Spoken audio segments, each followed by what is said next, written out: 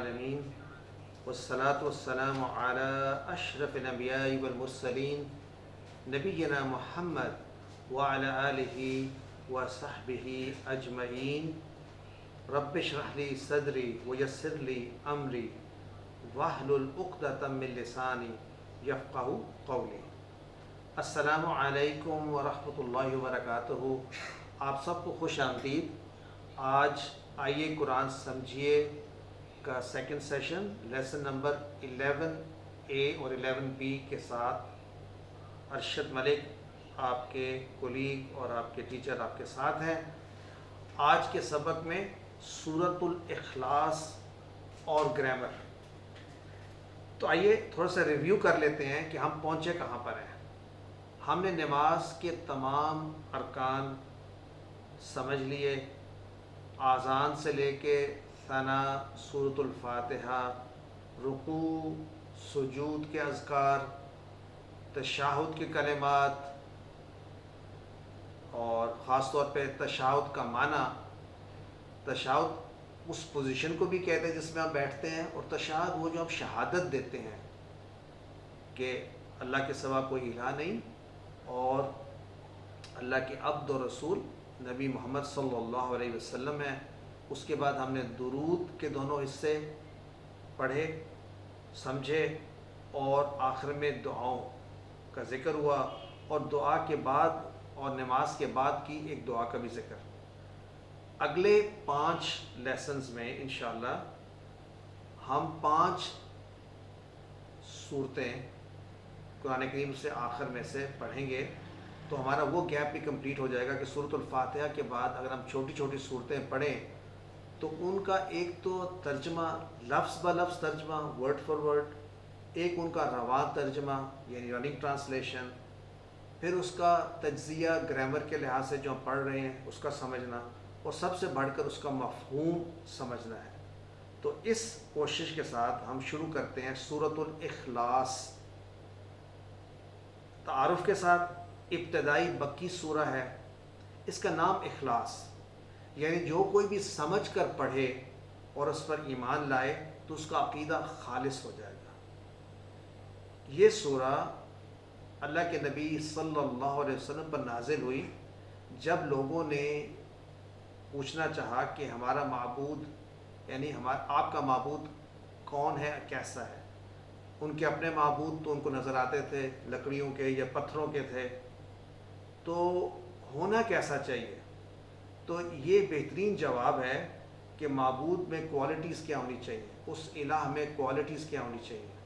اگر آپ میں سے کسی نے کبھی ڈاکٹر ذاکر نائک کو سنا ہو تو انہوں نے بڑی خوبصورت بات کی ہے سورہ کے متعلق۔ انہوں نے کہا میں چیلنج کرتا ہوں کہ کوئی بھی ذات اگر ایسی ہے جس میں وہ 4 کوالٹیز کا ذکر ہو جو اس سورۃ الاخلاص میں ہیں، تو اس کو میں اپنا الہ مان لوں گا۔ یعنی اس کا معنی یہ ہے کہ جو ہم پڑھنے لگے ہیں ابھی سورۃ الاخلاص میں، اس میں کچھ ایسی باتیں ہیں، ایسے کلیمز ہیں اور ایسی بات ہے جو کہ حقیقت میں الہ میں ہونی چاہیے، the basic attributes۔ آئیے دیکھتے ہیں وہ کیا ہے۔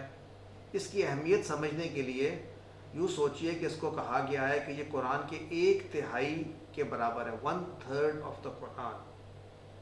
اس کا معنی یہ نہیں ہے کہ آپ نے 3 مرتبہ پڑھ لیا تو آپ نے قرآن پڑھ لیا۔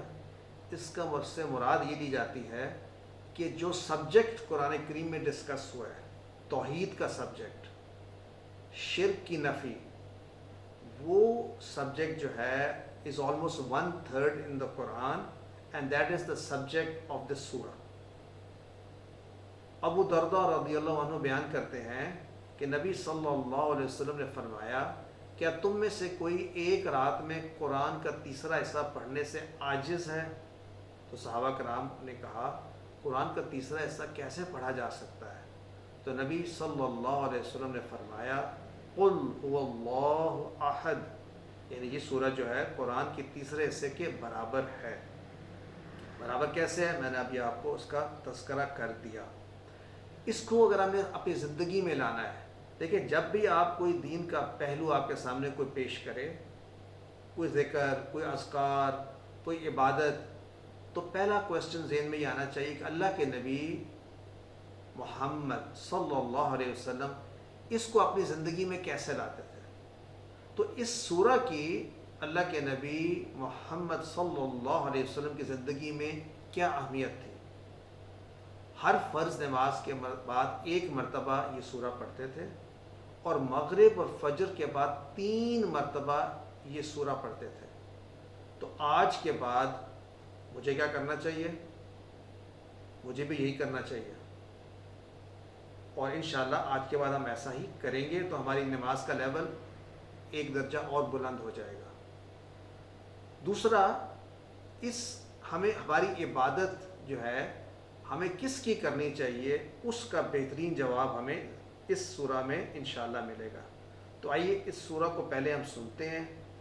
آئی ایم ایزومنگ آج آپ کو آواز پہنچے گی۔ بسم اللہ الرحمن الرحیم۔ بہت نہیں آ رہی ہے، نہیں آئی؟ چلیں اس کو رہنے دیتے ہیں۔ تو قل هو اللہ احد، قل کا معنی کہہ دیجئے۔ دیکھیے آپ کو 3 طرح کے فعل میں بتا چکا ہوں۔ ایک ہم نے بڑے تفصیل سے پڑھے، فعل ماضی یعنی جو گزرا ہوا زمانہ، اور ایک ہم نے ابھی ٹچ نہیں کیے، فعل مضارع۔ لیکن فعل امر ہم ٹچ کر چکے ہیں، یعنی جس کے اندر حکم کا پہلو ہو اور جس کے اندر بات کی جا رہی ہو کسی سے، مخاطب شخص سے۔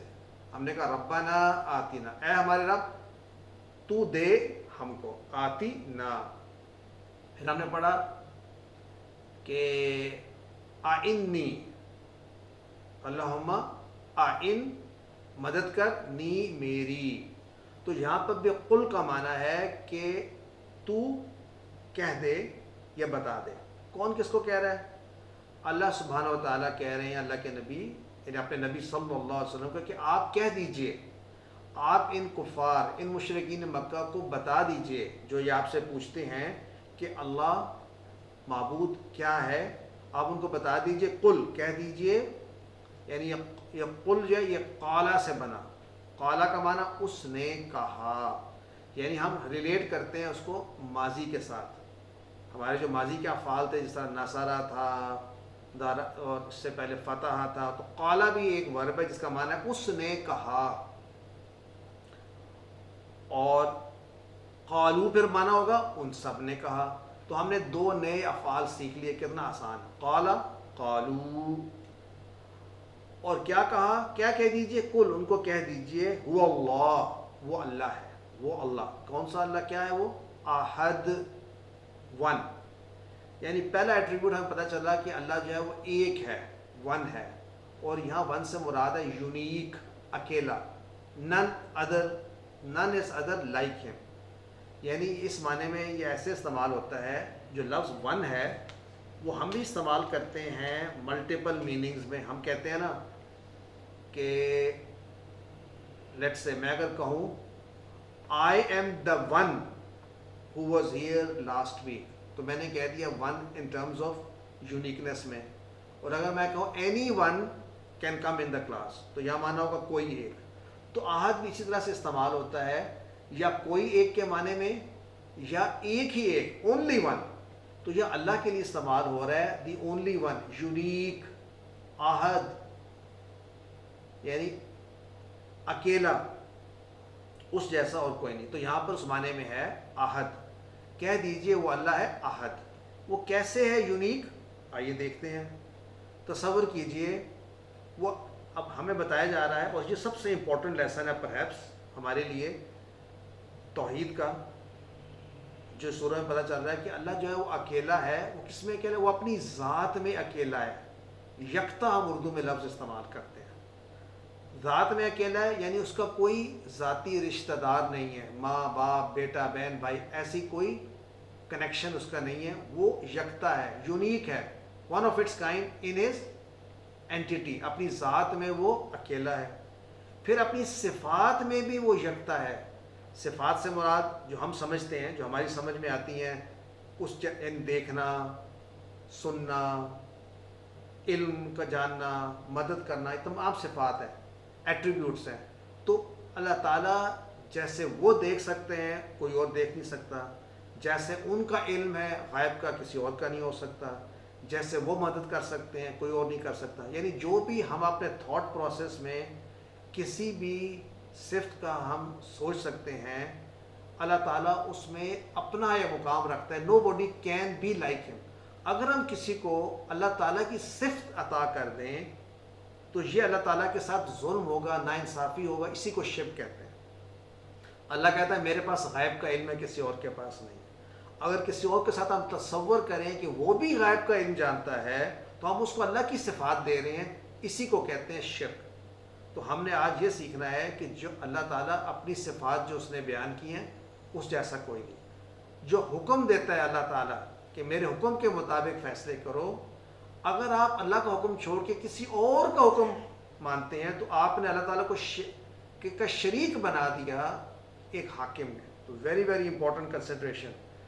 ہم مجبور ہو سکتے ہیں لیکن دل میں مجبوری کوئی نہیں ہے، دل میں اس کو برا سمجھے، ایسا نہیں ہو سکتا۔ اللہ کا قانون کوئی اور ویسا قانون نہیں بنا سکتا۔ تیسری بات، حقوق۔ یہ صرف اللہ کا حق ہے کہ اس کو سجدہ کیا جائے، اس کی عبادت کی جائے۔ کسی اور کی کریں گے تو یہ بھی شرک کہلائے گا۔ اختیارات، یہ اللہ کا اختیار ہے، کیا چیز حلال ہے کیا چیز حرام ہے، کس قانون کس جرم کی کیا سزا ہے، یہ کون ڈیسائیڈ کرے گا؟ اللہ سبحانہ و تعالیٰ۔ کسی اور کو یہ اختیار دے دیں گے تو وہ بھی شرک کہلائے گا۔ تو چار چیزوں میں ہم نے پکا کر لینا ہے کہ یہ وہ چار چیزیں ہیں جس میں اللہ تعالیٰ یکتا ہے: ذات، صفات، حقوق، اختیارات۔ پھر سے ذات، صفات، حقوق، اختیارات۔